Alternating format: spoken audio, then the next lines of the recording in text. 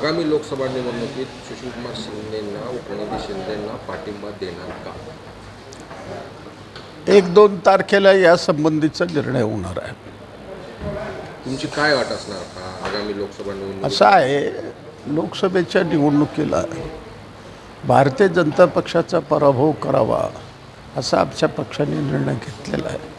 नुसता निर्णय घेतलेला नाही, इंडिया आघाडीमध्ये CPM हा सहभागी आहे, काँग्रेससुद्धा सहभागी आहे, इतर पक्षही सहभागी आहे. जेणेकरून येणाऱ्या लोकसभेच्या निवडणुकीमध्ये प्रणिती शिंदे ही खासदार व्हावा म्हणून आम्ही प्रयत्न करायला तयार आहे. तुमच्याकडे म्हणजे लोकसभेसाठी असं किती मतदान आहे जे प्रणिती शिंदे तुमचे अट मान्य करतील? तुम्ही एक असं म्हटलं आहे की विधानसभा आम्हाला सोड, आम्ही तुम्हाला लोकसभेला मतदान करू, असं ते अट घातलेली आहे.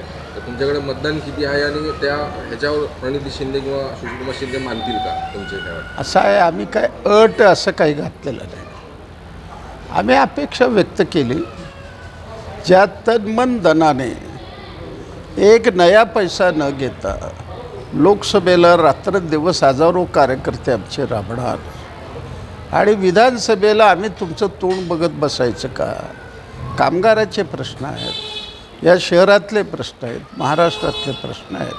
आम्ही म्हटलं जसं लोकसभेला तुम्हाला आम्ही सहकार्य करतो तसं तुम्ही विधानसभेला सहकार्य करावं, एवढी माफक अपेक्षा आहे. यात अट घालणं शर्त घालणं असं नाही आहे. एकूण या ठिकाणी माकपच्या नेतृत्वाखाली या संपूर्ण मतदारसंघामध्ये 1.5 लाख मेंबरशिप आहे, 70,000 सीटूची मेंबरशिप आहे, 46,000 गृहनिर्माण संस्थेची मेंबरशिप आहे, 20,000 जनवादी संघटनेची मेंबरशिप आहे, 12,000 शेतकऱ्यांची मेंबरशिप आहे, 8,000 विद्यार्थ्यांची मेंबरशिप आहे, 10,000 युवकांची मेंबरशिप आहे. असे जवळजवळ 1.5 लाख लोक प्रत्यक्ष आमच्या संपर्कामध्ये आलेले आहेत. त्यांच्याकरता रात्रंदिवस रस्त्यावर उतरून आम्ही संघर्ष करतो आणि आम्ही जे त्यांना सांगू ते बहुतेक लोक पाळतील असा आम्हाला विश्वास आहे. म्हणून जवळजवळ 1.5-2 लाखाचं या लोकसभा मतदारसंघामध्ये CPMला मानणारी जनता आहे असा आमचा दावा आहे.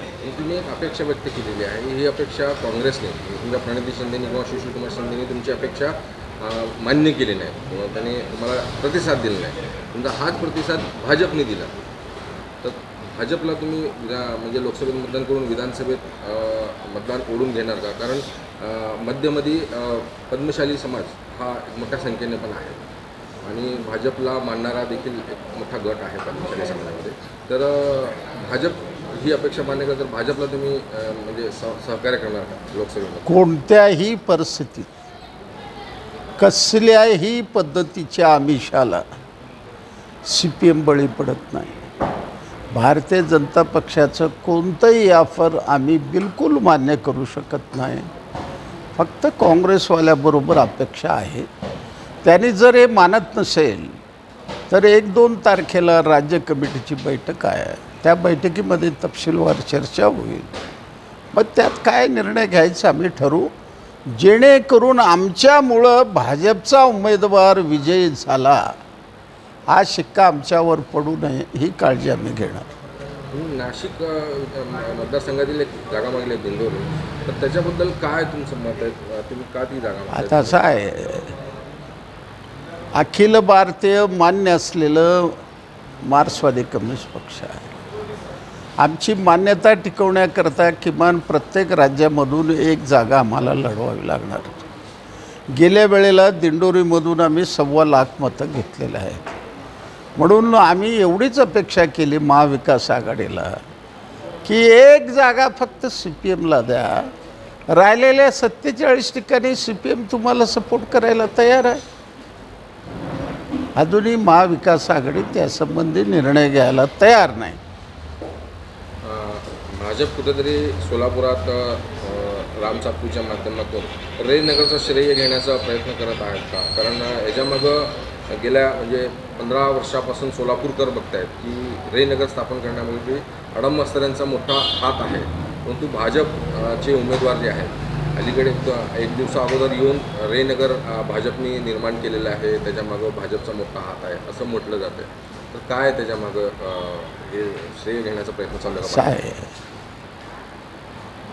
14 वर्ष वनवास आम्ही भोगलो, 30,000 सभासद भोगले, अनेक आल अपेष्टाला त्यांनी तोंड दिलं, त्यानंतर हे दिवस बघायला मिळालेले आहेत. याचं श्रेय भारतीय जनता पक्ष कसं घेणार? मला हे सांगा. शासनाने कार्यक्रम जाहीर केलं आणि ते कार्यक्रम कोणीही अंमलात आणू शकतं असं तुम्ही स्वतः जाहीर केलात आणि त्या पद्धतीनं ते आत्मसात आम्ही केलं आणि त्याची तुम्ही पूर्ण त्याची किमया तुम्ही घेत असेल तर कसं चालेल? मग तुमच्या ज्या स्कीम आहेत, उलटाचा प्रश्न आहे. आमदार विजयकुमार देशमुख माझ्या अगोदरपासून प्रयत्न करतात माथाडी लोकांना घर द्यायची. 700-800पेक्षा जास्त घरं झाले नाही.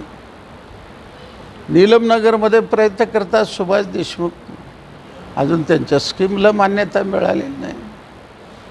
पण आम्ही 30,000 घरं, किती आलपेष्टा केलं असेल, किती दिल्ली वारी केलं असेल, किती मुंबईची वारी केली असेल, किती लोकांचे आमच्यावरचे टोमणे, किती आम्ही केसेस अंगावर घेतले याचा हिशोब नाही आहे. अशा पद्धतीनं भारतीय जनता पक्षाने अशा पद्धतीचं शोध लावणं चुकीचं आहे. त्यांनी लावू नये अशी माझी विनंती आहे. काय सांगाल भाजपला त्यांनी श्रेय घेण्याचा प्रयत्न केला तर काय संदेश द्याल त्यांना? भारतीय जनताने तुम्ही तुमच्या पद्धतीचा प्रचार करा आणि इंडियावाले आमच्या आघाडीच्या कार्यक्रमावर आम्ही प्रचार करू.